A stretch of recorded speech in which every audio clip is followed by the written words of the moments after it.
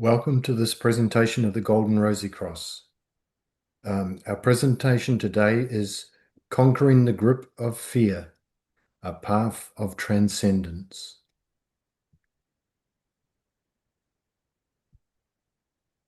So this is the third in a series of 3 presentations that we've had in the month of May. Healing the Anxious Heart, Moving Beyond the Prison of Emotions. The second on the 10th of May, Quietening the Worrying Mind, Untangling the Web of Repetitive Thoughts. And today's presentation is Conquering the Grip of Fear, Breaking Free from Instinctive Reactions. So today we would like to introduce you to the team, which is Nairi and Andre. And together with myself, we'll try and guide you through this presentation and have an exchange regarding any questions or comments you might have. So welcome again, everybody, and we'll start shortly with the presentation. For those that are not familiar with the Golden Rosy Cross, we invite you to go to our website at goldenrosycross.org. And particularly if you're interested in staying informed about what the Golden Rosy Cross has to say, we encourage you to subscribe.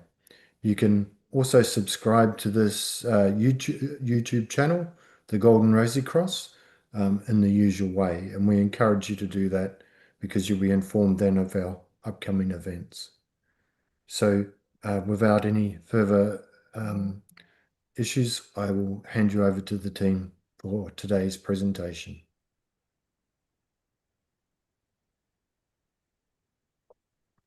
Perfect. Thank you, Joseph.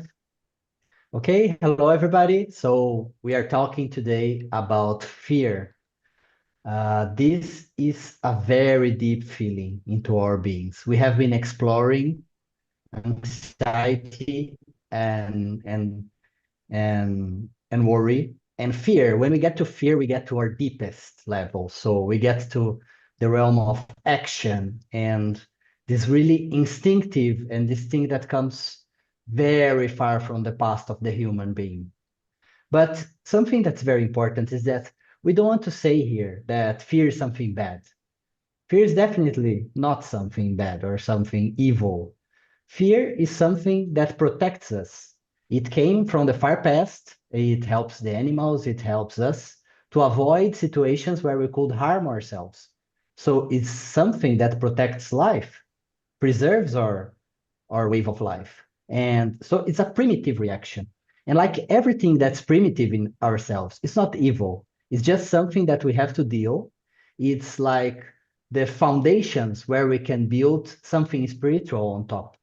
So it's something that needs to be understood. And so how does that work? Our body, in order for us to be alive in this reality, this is a difficult reality in the sense that things can change fast. So could you go back, Joseph, just a second? So Sure. when we go to this level and when something happens in our lives, like we are walking in the forest, imagine the primitive man, we are walking in the forest and there comes a lion, there's an immediate spike of fear that allows us to react really fast to this fact. So this is something important for existence. But on the same time, fear, when we have this fearful way to look at life, it can be something that limits us, that paralyzes us, if we allow it to govern us. So now we can proceed. So just to recap, we have these 3 instances or these 3 sanctuaries, as we say in the spiritual school, where these feelings manifest. So fear, we are talking about the sanctuary of life. It's the deepest, most instinctual of the 3. Anxiety comes from the heart. So we have this feeling that this anguish of a fragmented consciousness, as we already discussed. And worry, this is in the head. So we are always thinking about the future. Oh, is this going to happen? How I'm going to react for this or that? So it's like we have fear, that's this instinct that all animals have, but we put more layers on top of it. We make it heavier, much heavier than for the common animal, because we add anxiety and worry, and we blurry our heart and our mind with these extra layers of feelings. Yeah, we can proceed. So, and actually, modern life is kind of hijacking our consciousness in a sense because we live in a very safe society. I mean, when we walk around here in Asia, well, we are probably not finding a lion in the middle of the street, right?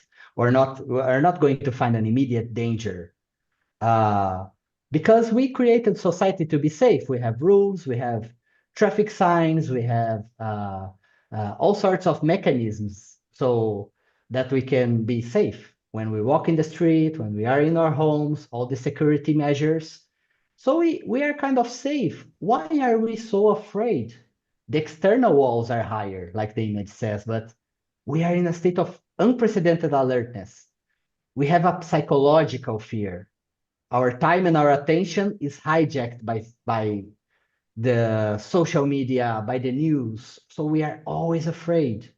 We are manipulated for profit, for agendas, and our nervous system gets trapped into this constant fight or flight mode. So it's a paradox. We live in a safe society, but we are much more afraid than the average primitive man, so to say, would be. And in this graphic, we can see, let's kind of separate. So imagine the beginning was the primitive man.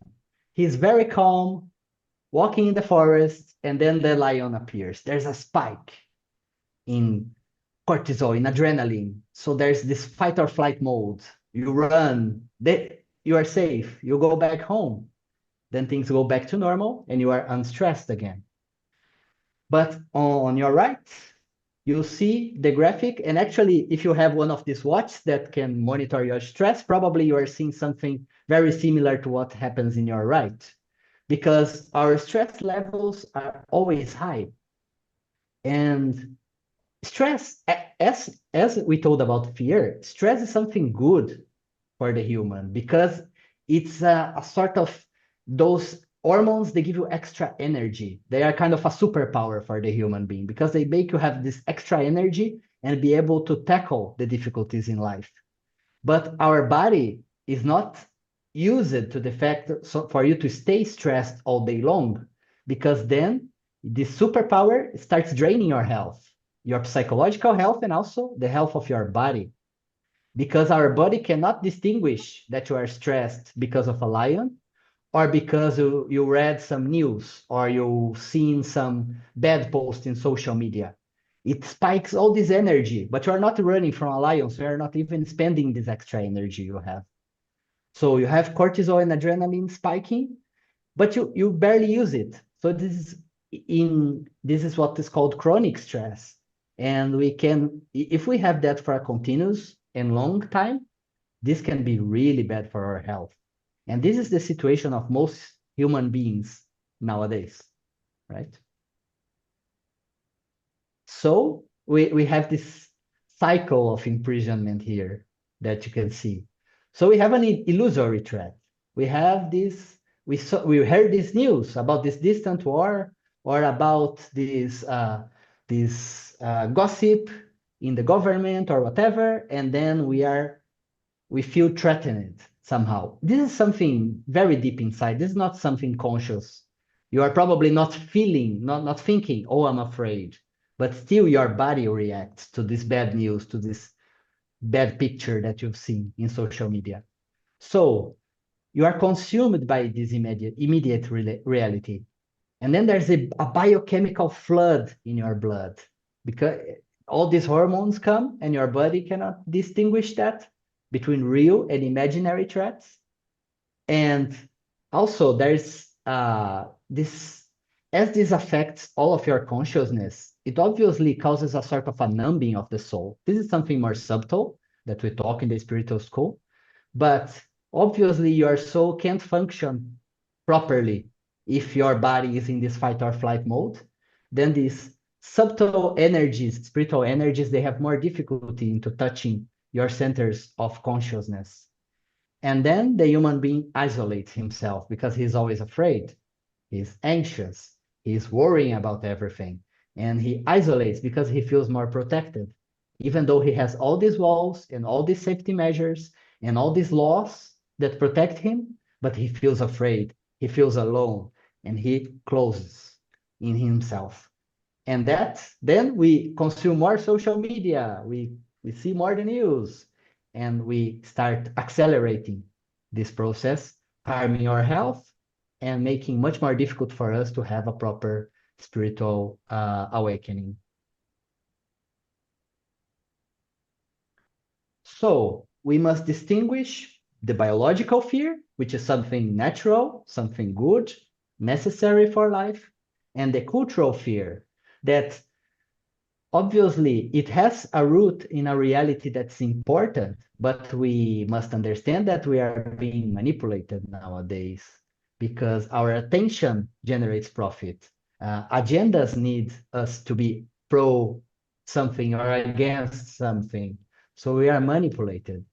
And while in the past you have this fleeting action, it was just a couple of moments. Now we are all the time looking at social media, looking at the news, maintaining a self-constructed illusion. So we create this big illusion, right? That separates us from our fellow human beings. And suddenly even families are separated because this part of the family like this politician and the other like the other one, or we are pro something and the other person is against something. We create these illusions that separate us and because they capture our attention and we get more and more isolated. We are fighting with our friends, we are fighting with our families. We isolate ourselves. And this generates a collective paralysis, sickening the human soul, and obviously sickening as well the human society, right? So we are basically, just to summarize, we are touched by this algorithmic threat, these news, these images, these texts that separates us, that criticize other people, that makes enemies of other people, and that modern media and digital algorithms generate for us. You consume something bad, and then the algorithms knows, this person likes this, and feeds you with even worse stuff because you are going to consume it. It is going to capture your attention. This will cause you a chronic exhaustion, chronic stress, constant fear. The body remains in a permanent state of alert, and this destroys discernment, uh, making us believe in these fake stories, right? That we ourselves create and that people happily feed us with. Then there's cultural fear. We isolate ourselves, fragment our ties. And there's a frightening society that's paralyzed. So that's the reality we sadly have to present you. But obviously, we have a way, in a sense, to show you and to help you deal with that in the best way possible, right? Otherwise, we wouldn't be here. Yeah. And thank you, Andre. And just to remind people, if you have any questions or comments, please put them in the chat on YouTube and we'll be able to see them. So, Nari. Thanks, guys. So that path that Andre's outlined sounds, quite harmful and negative. So what are the positive things that we can do to detach from this inhibiting and limiting sense of fear? So the path to overcome that the Golden Rosy Cross proposes, we could call it have three parts, so three arcs. The spiritual life is a transcending of fear and to some extent also of the worry and anxiety that we talked about in the last two presentations. This process starts with you yourself, to know yourself, to learn how these fears and limitations are structured within your own being, and therefore driving the sense of change that you need by knowing yourself. And this is one of the things which the School of the Rosy Cross definitely shows us is highly important, is to overcome ourselves by, first of all, recognizing with what we call the arc 1 or the outside arc there, that there is a divine element within us, that there is something which is more powerful than our biological urges, that there is something that requires an energy source from outside. So we have a need for self-knowledge, and the School of the Rosy Cross offers us concrete and practical examples so that we can transform ourselves through this process of self-knowledge. And so yeah, next slide, please, Joseph. The first arc starts in the heart. Now you remember that Andre talked about the three centers, the three centers of consciousness, or the three sanctuaries. So starting in the heart, that is where that spiritual spark lies dormant. And once that spiritual spark ignites or initiates a spontaneous awakening, it changes first of all, our biological, but also our conscious decision making. So we still get the same inputs. We still listen to the news. We still hear of wars and, things, but we no longer need to react as definitively on a biological level. So we realize that there really is a reality beyond the everyday life and the algorithms that are playing or sending us into that continuous state of anxiety, worry, and fear. The fear of listening to that inner divine calling, or that spirit spark that we have in our own heart, sometimes also leads us to a little sense of fear. It's not the biological fear, but there's a worry that we need to change. And that our ego at least, doesn't want to change, because we have, as we talked about earlier, we have built our own sense of security based around our ideas of who we are, what we can do, where we belong in society. And when we have to look at those, sometimes that leads us to question, who we are and what our important things in our life are, which can also lead the fear of the unknown. So, but at the same time, this leads us to our journey of spiritual liberation. So for those who have that calling, they need to follow it. And it's a bit like those walls that we have built around us for safety. A little chink in the armor allows the light of the spirit to reach us. So in this slide, we can see that the walls that we build in our own being are made up of our egocentric consciousness, but also the fears and the worries, those limits that we put on our own being. And when we identify completely with them, that wall is strong. That wall protects us, but also limits us. And when the spirit spark within our heart has been opened, then the light can flood into our being, and we can follow that light. So we recognize that you are not the actual fear yourself, but there is fear within me. And then how can you overcome that? So next slide, please. So this first arc is called recognition. It's to know yourself, to see with insight how your life is and what makes up the you that you identify with. Amid this toxic environment and all the forces that Andre talked about in the first part of our presentation, that divine inner spark acts as a light for the human consciousness. The moment when we start to look for that and listen to that in our heart, there's a profound recognition.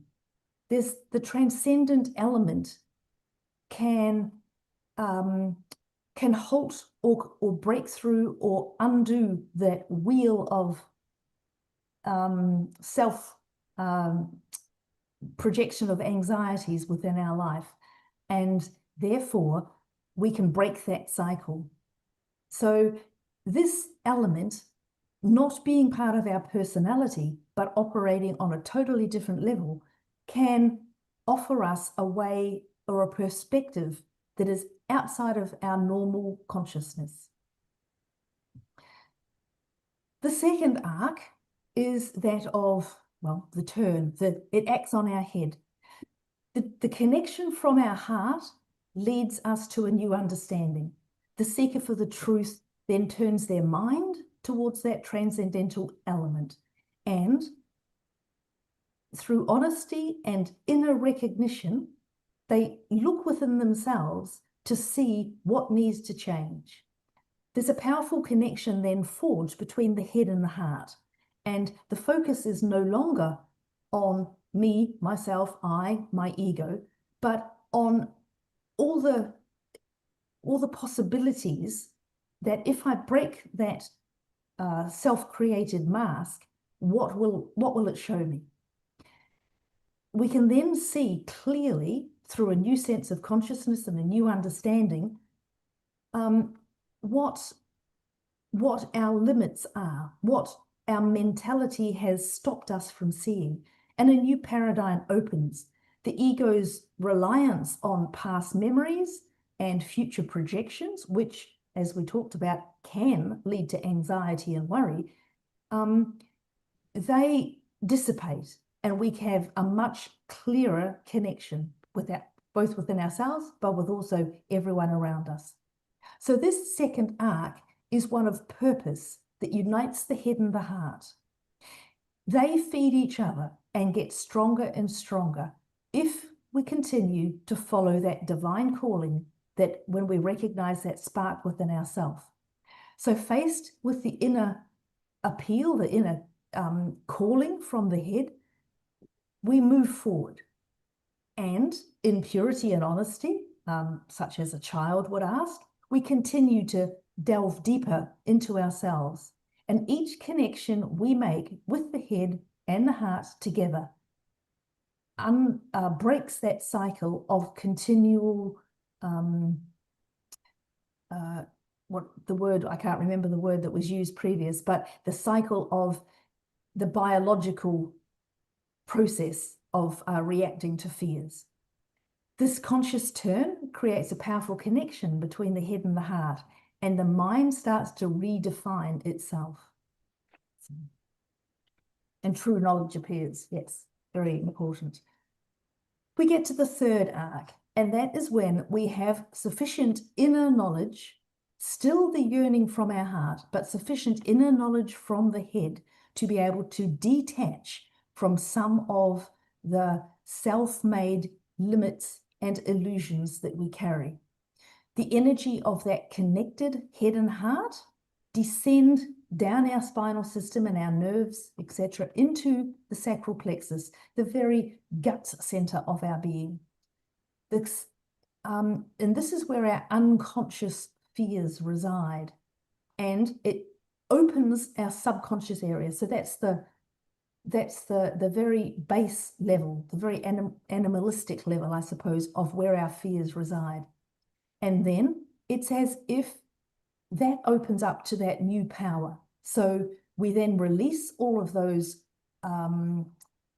things that we have held onto, our former garments, the structures of our thoughts and dealings that we once mistook for our true essence. We realize that we are not our outer projection or just our physical being, but we're far more than that. And so we also lose the fear of losing ourself, because the inner structure, the inner powers that are released, the inner potentials that we open up, allow us to see that there's more than just that little house or nest or safety zone that we have been living in, that we call it us, that we call I. And we confront the illusion that if we lose our control of that, then we will cease to exist. So in this third arc, there can be the sense, at least for our ego, that there is nothing left, that there is nothing that we can hold on to from our from our past. It's as if we're crossing a desert and we look and there's nothing around us, nothing that we can recognize from our own being. But the fear of us not doing that, the fear of us holding on to things from the past, such as our personas, our thought structures, our sense of purpose, changes. And when we enter the desert, we reconstruct the human being into a new being based on new reference points, new likes, new dislikes, a new sense of being, a new sense of purpose, a sense of being one with the all, being one with, rather than alone, being united. This can lead, this sense of living in the desert where there's nothing of our own being, it can be a very daunting process. But as the saying says, that the darkest moment is just before the dawn. It also allows a new birth. So you often hear in spiritual terms about being reborn. And that's where this whole process, although it can be dark, can actually turn to a spiritual enlightening. So the question is, do you feel that something is missing? Something that you have that is eternal? The School of the Rosy Cross talks about that transcendental element that is within us as a divine spark. It's resident in our heart, but it does not belong to our physical being. It acts as a mirror of our consciousness, and it touches us from that divine spiritual sun.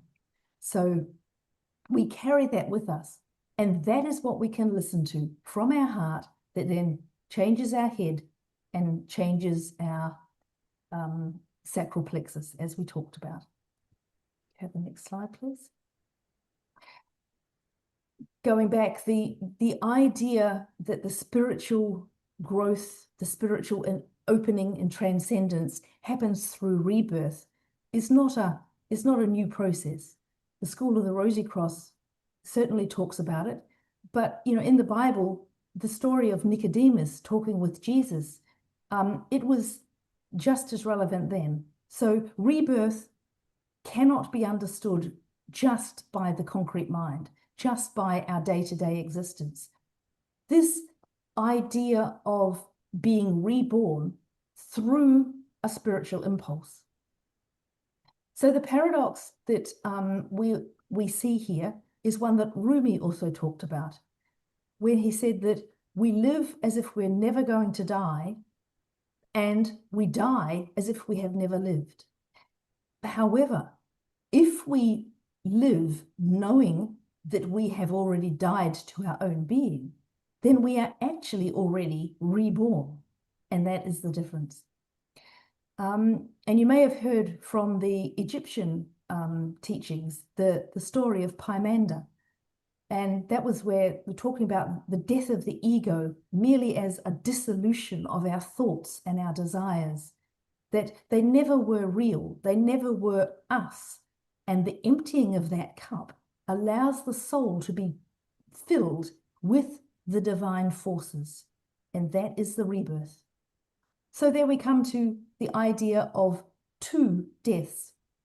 Our egoic dying, our ego dissolving and surrendering to that divine within us, allowing the rebirth, and an initiatory death, which in the School of the Rosy Cross helps us to guide us through that process as the benefit of Pymander. So once we have emptied our physical cup of the ego, we can then fill it with the divine source.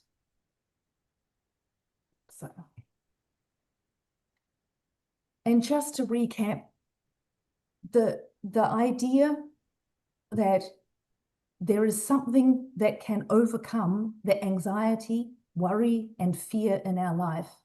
These are aspects of the soul that need balance and harmony in our life. So the worry that is based in the head is just a reflection of us holding on to the fears of the past or clinging to projections of the future. And the antidote for that is hope. The anxiety based in the heart is the emotional reflection of fear and that heightened level of nervous tension. And the antidote for that is faith.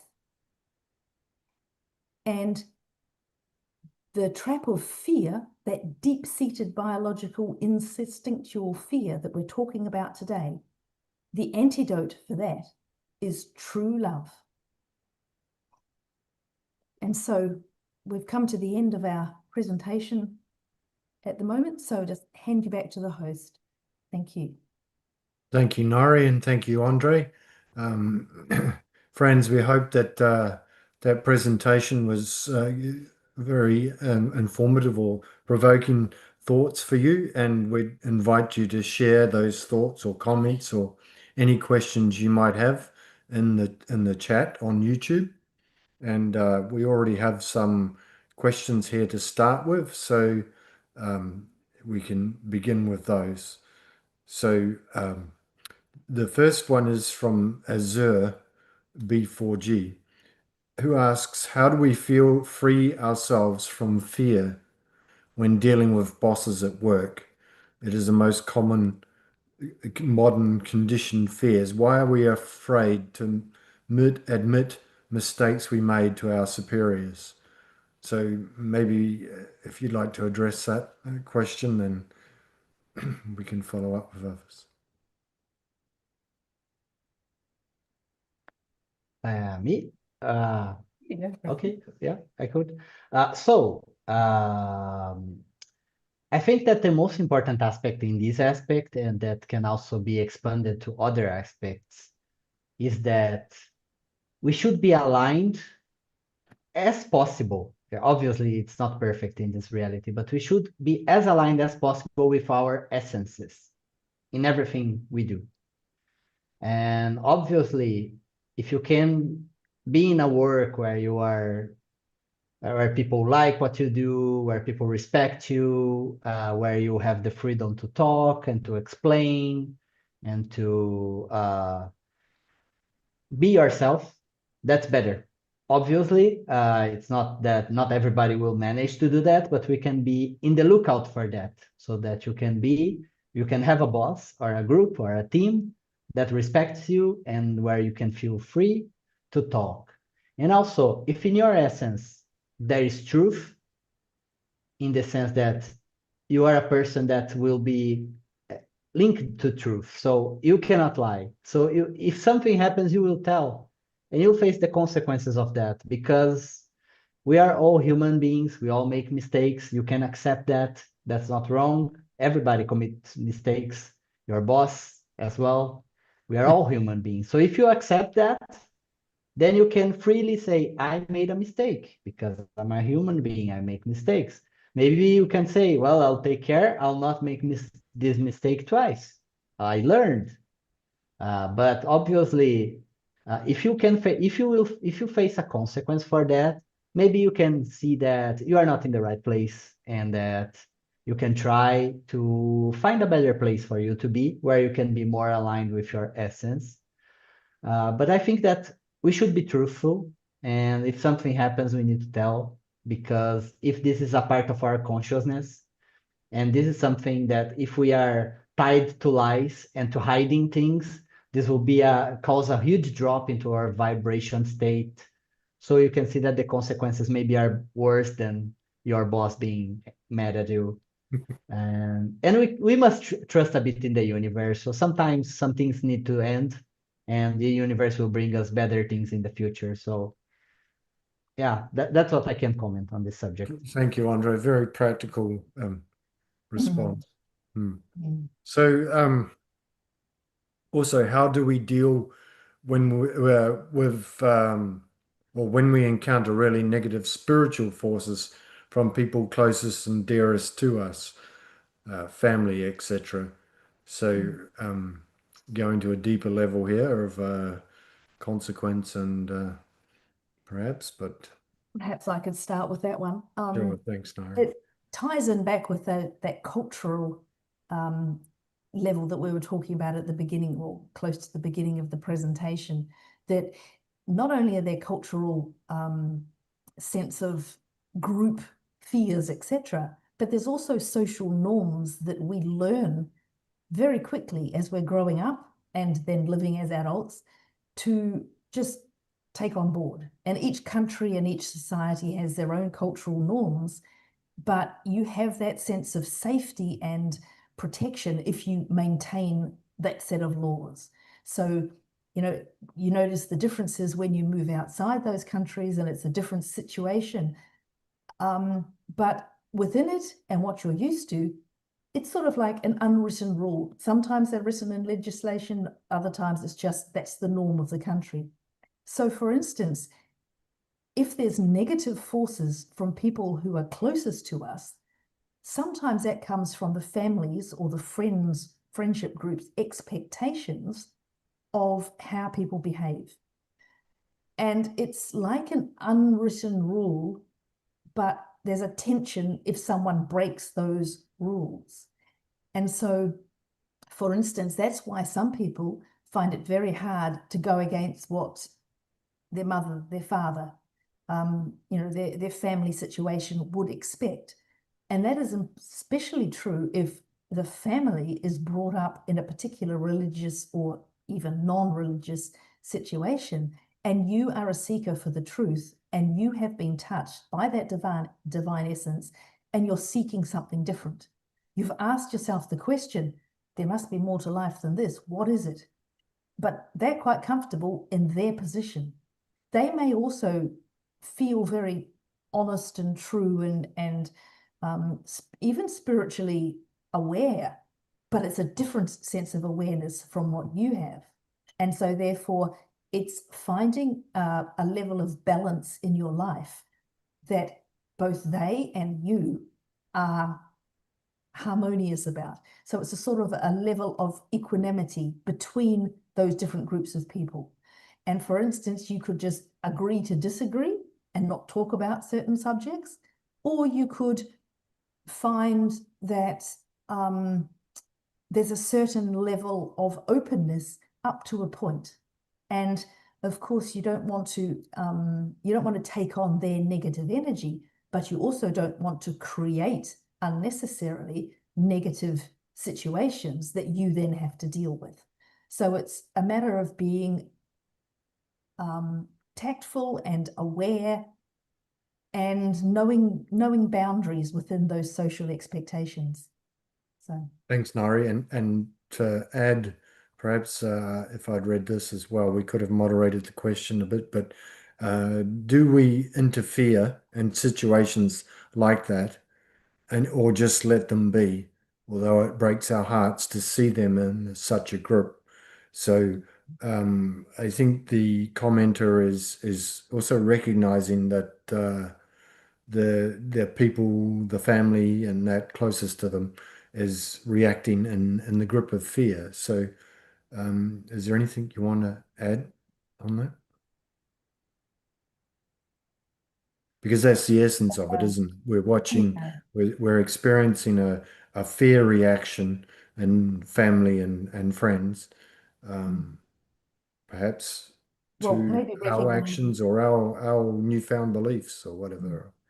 maybe recognizing that they also have their own set of, but they still come under that level where they have to react to their own fear limitations that their own system imposes on themselves. And to some extent,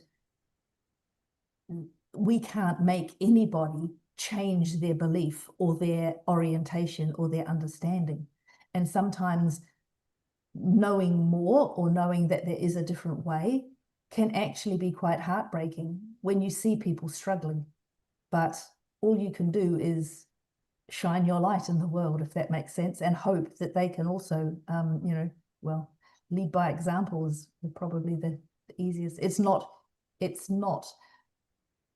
a very practical and, helpful in the moment situation, but sometimes not reacting to those negative forces can actually show them that it can, it's like we said in the presentation, that, discarding things that you thought were your basis for life is actually really liberating when you've realized that you don't die with them. So, yeah. Yeah. Yep. And I think it also draws our attention back to what you spoke about in the presentation, the fact that the natural fear, the reactionary fear that is essential for the biological survival is here extending into beliefs about spiritual forces and that are quite distant, quite a long way beyond just biological survival. There's an impression there that the spiritual forces can dictate the biological situation of a person, and the fear is extrapolated out to encompass that. So the next question from Conscious Belfast: knowing this, how can we support family members in addiction who do not see their own divine spark?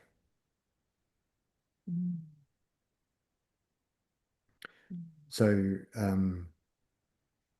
how do we tackle that question? It's an important question that a lot of people encounter.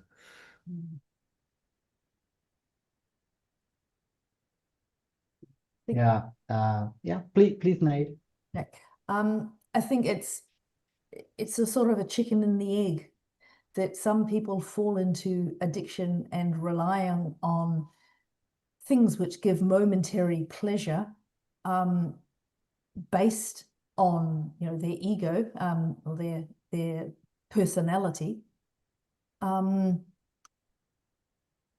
because they don't recognize that divine spark. So it's almost like, what came first, the lack of recognition of a purpose in life, the lack of recognition that they may only feel the limitations or the boundaries or the constraints of their anxiety, worry, and fear. They may not see that even though that they are there, as we said right at the beginning of the presentation, that they're neither good nor bad. The same things happen. It's how you read those things that dictate what your outcome is, and it's how you react to what you read in those things that influence your reaction to them. So if someone is overwhelmed by the inputs of the world, and we don't have to go into that, there's that constant level of agitation that we talked about, then for them it's easy to have an addictive something, whatever the addiction is, that takes them out of that state. Unfortunately, they may not see the way through to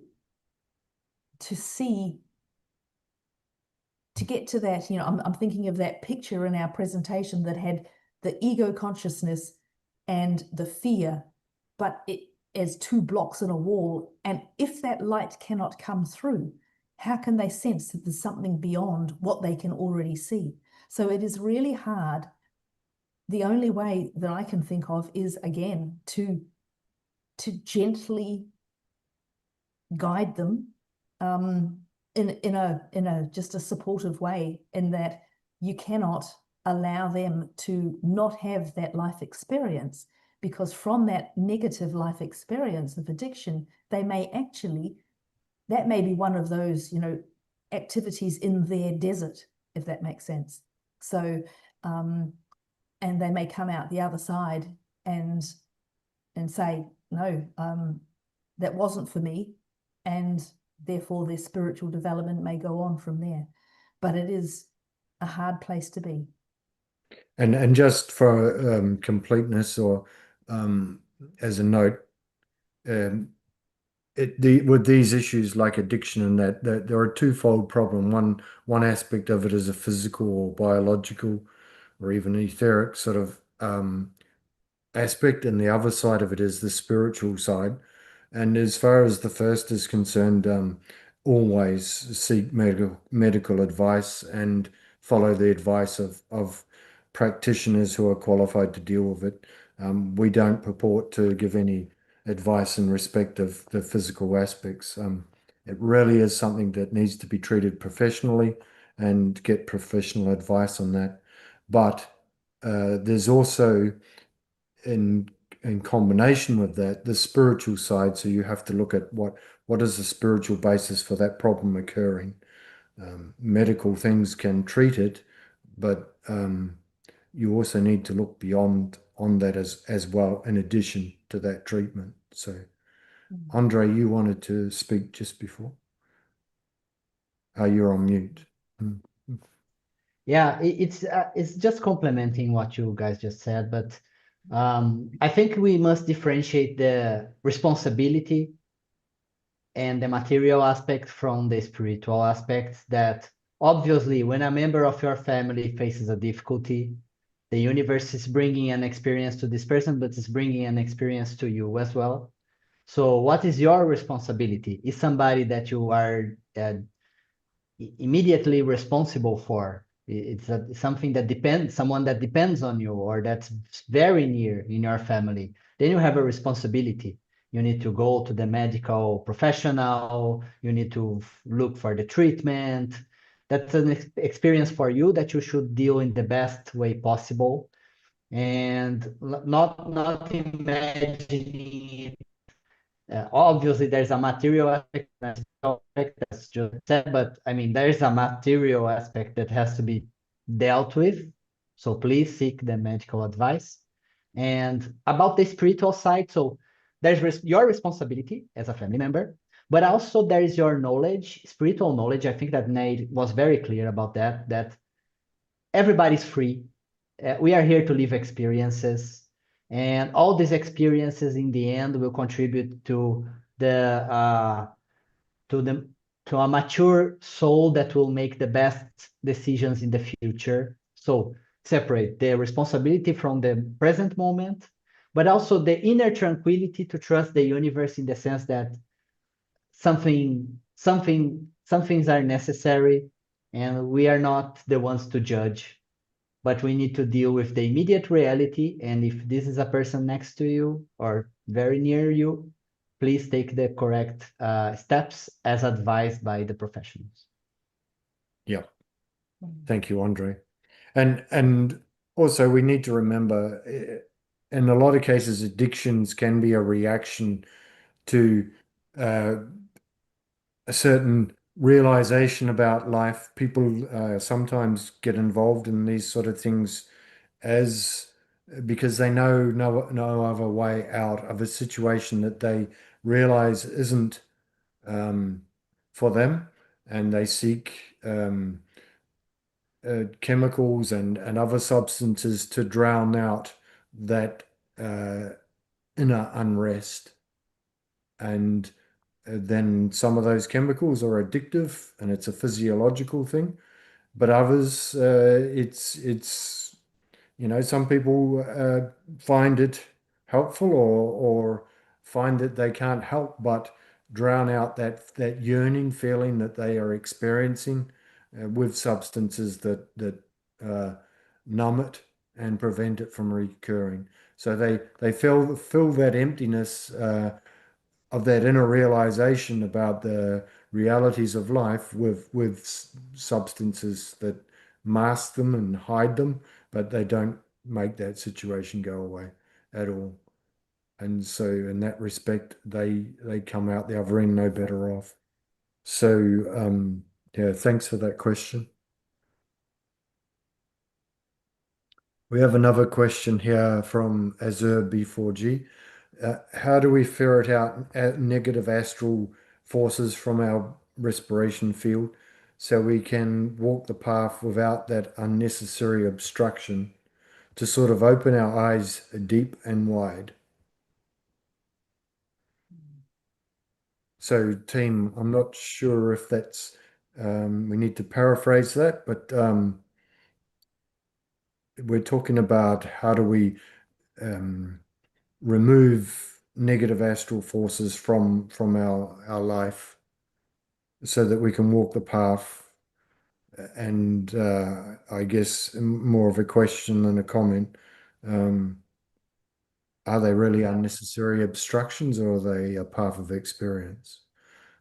Yeah, I think that we have these forces. The first point is to see that they are there. So Yeah. this is already a huge step when we see that they are there. The second step is to understand that they are not enemies attacking us, but they are actually pets that we've grown ourselves. So we love them. Deep dive, they are there because we like them. We created them, we feed them, we take care of them. We are always remembering of them and they grow. They grow very healthy. So So ferret's a good word then. It's a pet ferret. Yeah. yeah, exactly. So the second thing is to understand that they're there because we allow at least we open the door, and if we open the door, they stay there. And we need to understand why do we really want these things there, and what should we do considering that they are already there. And usually that's substituting these energies for a different energy. And that's the path of the Rosy Cross. When you stop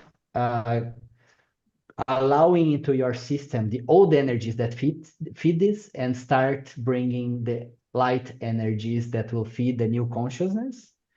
And then these things will decrease in size, decrease in potency, and they will disappear because actually we adopted something else. We are taking care of something else that we call new soul. We have names for that, but we don't need to be so worried about these names. We just need to know that we are substituting old energies by new energies and old consciousness by new consciousness, not separating in the sense that we are not broken consciousness. Everything happens in the same place. You are not substituting your consciousness by some external consciousness. This never happens. It's always inside you. It's always you, but you are.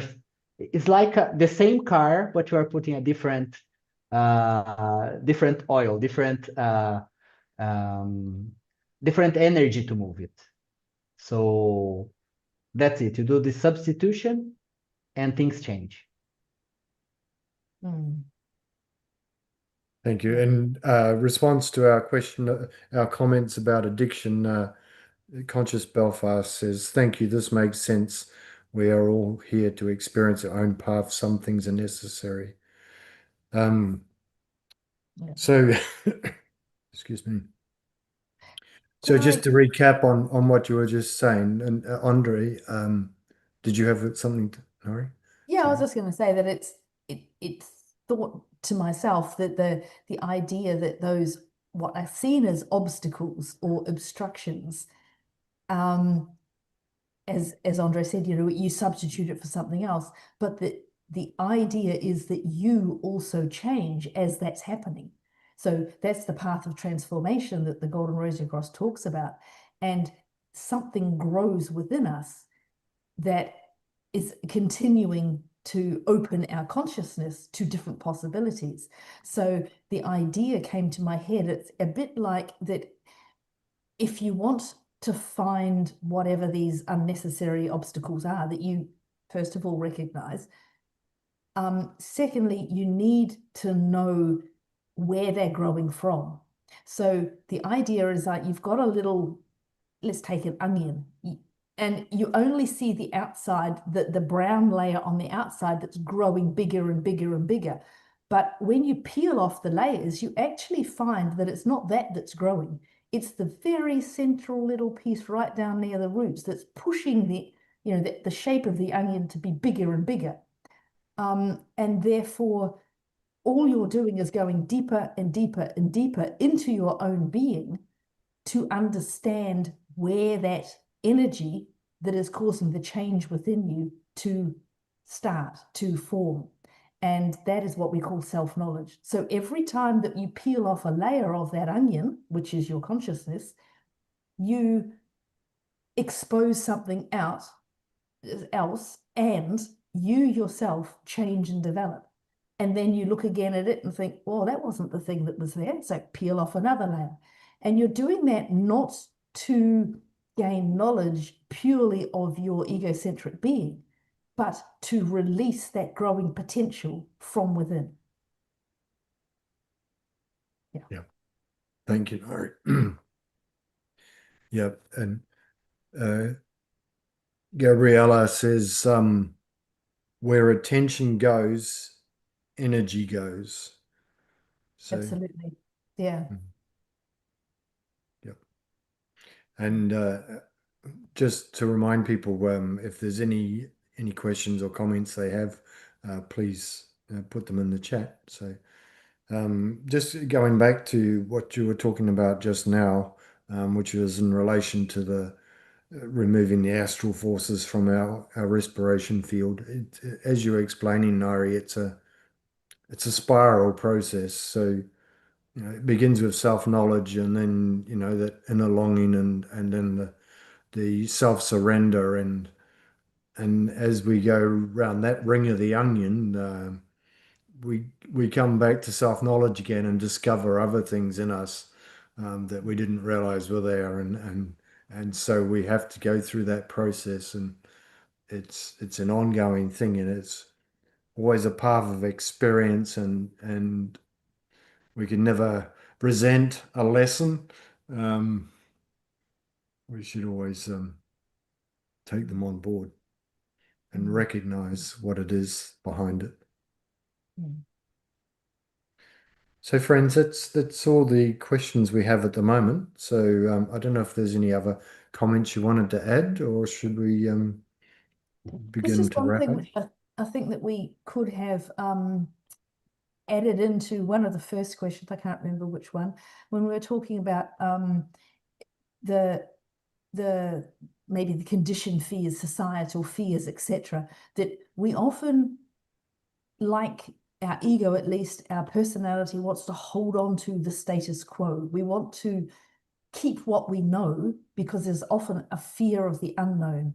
And we do that by holding on to what we perceive as any power that we have over a situation, any prestige that we have in society, or any possessions or status symbols, etc. So if we are fearful of losing face, of admitting something that we know other people will tell us off for, or something like that, we often try and justify our position, and we sort of dig ourselves into an even worse place than if we're just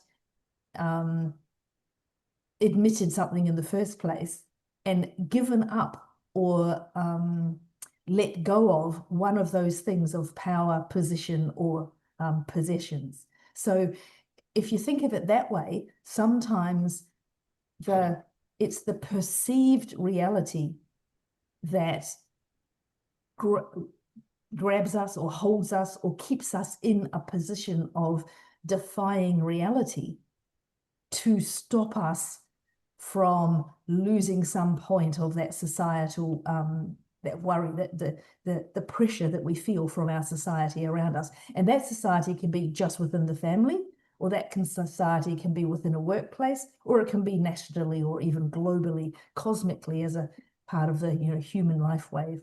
So we everyone has it. As at the beginning of the presentation, we said that anxiety, worries, and fears, everyone has them, but again, it's how we react to them that gives us the experiences that we need for that spiritual opening. So It's interesting because we often talk about the ego and the problem that um, some people have, or that we sometimes have with uh, the perception of the necessity of a certain aspect of the ego, but it's a bit like fear. Um, it's the problem is not the existence of that aspect of the personality being, but the fact that it's being misused, that it's working outside its remit and going way beyond what it was intended to be and to its biological function. And in that respect, fear and ego are sort of on a par, aren't they?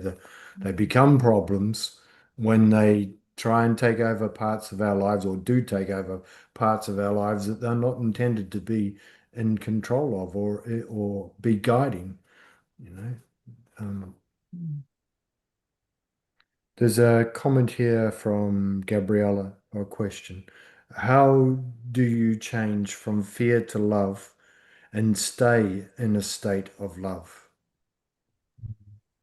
This is connected with a comment I was going to say before when we had no questions, but I would like to add that the spiritual school of the Rosy Cross, it has an initiatic path in the sense that it's not only talks that we give online, but there's a path for a pupil where we receive tasks. It's a very practical path with a lot of knowledge and group work.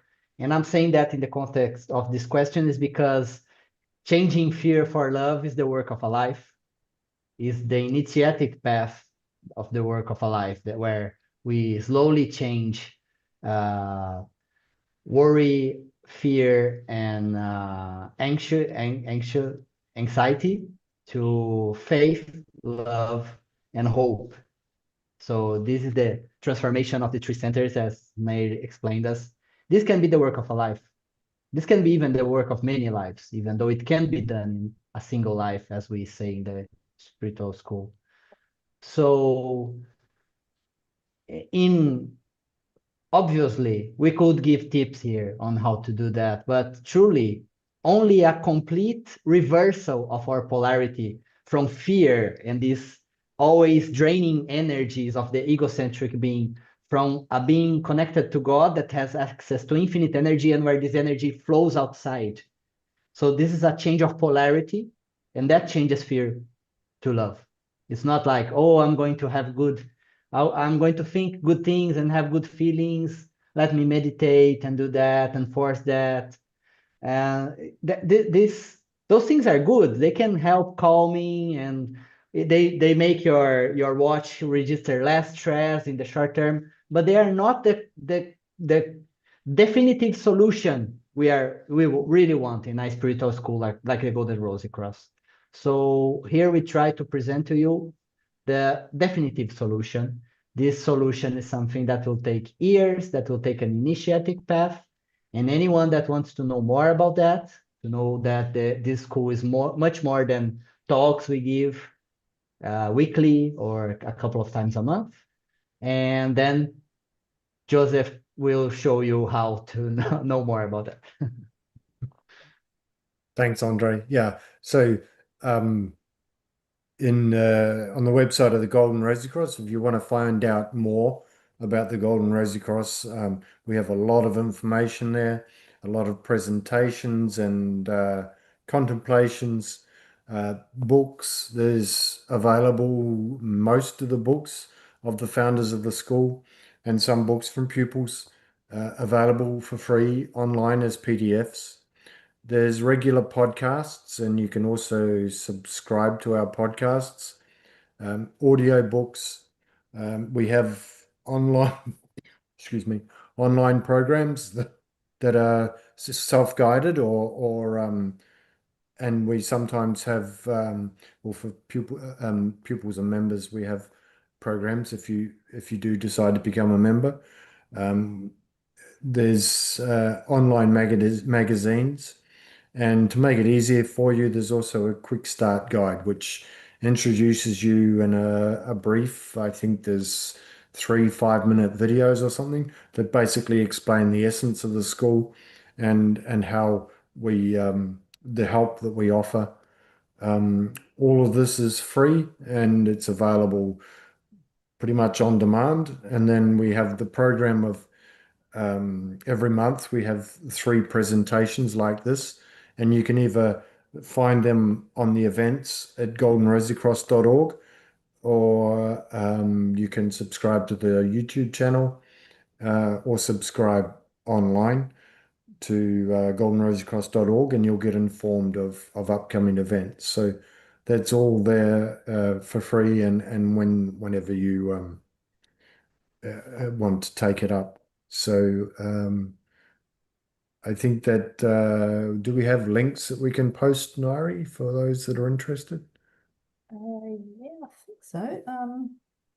There's one more slide, I think, Joseph, that shows the different aspects of All this right, as yes. well. So if you if you use the quick start guide, it'll lead you to these pages where you can follow a mini course, um, and then see how much it interests you, and as you go as far as you like, and then it'll enable you to join up if you want to become a member.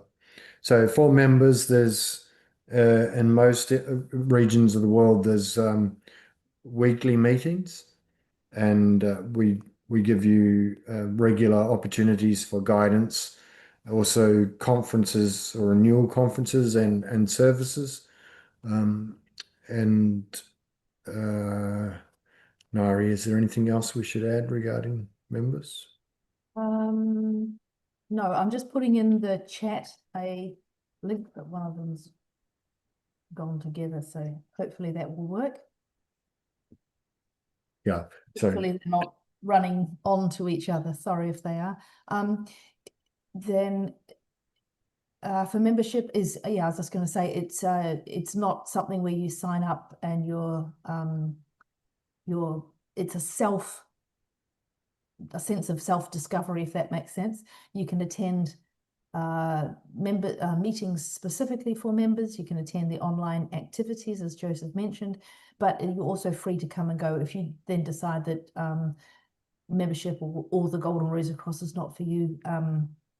By all means, you know, just have to unsubscribe. And then if you want to take it up again at some other date, you know, you're welcome to. So the only restriction is you have to be over 18 because and it's for adults. So I can't think of anything else. no, okay. So thank you everyone for joining and for contributing to the exchange, and Thank thank you. you, Andre and Nari, um, for the presentation. And we look forward to seeing you again.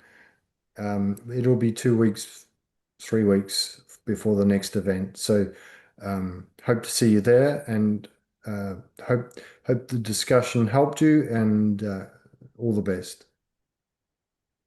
Thanks. Thank you Bye. so much.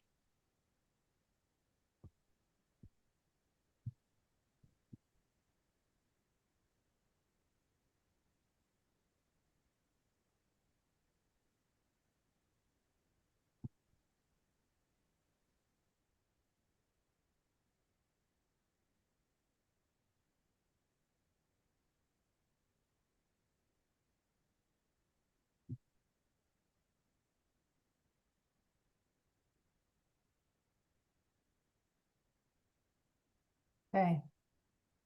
Have you stopped the